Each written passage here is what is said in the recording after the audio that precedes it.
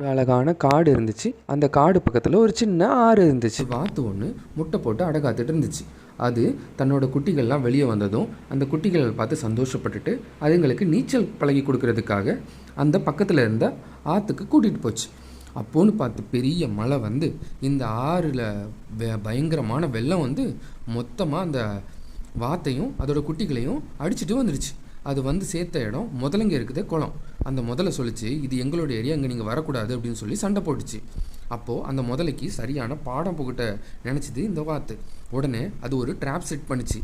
இந்த உலகம் எல்லாருக்கும் பொதுவானது, அதில் நீ தான் வாழணும், நீ தான் வாழக்கூடாதுன்னு சொல்கிறதுக்கு யாருக்குமே ரைட்ஸ் கிடையாது.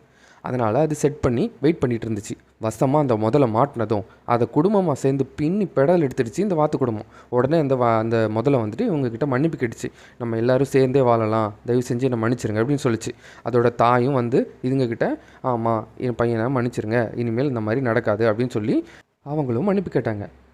சரின்னு சொல்லிட்டு அதுக்கப்புறம் தங்களோட அன்றாட வேலைகளை பார்க்க அந்த முதலையும் அந்த முதலையோட குட்டியும் அங்கேருந்து கிளம்பிட்டாங்க.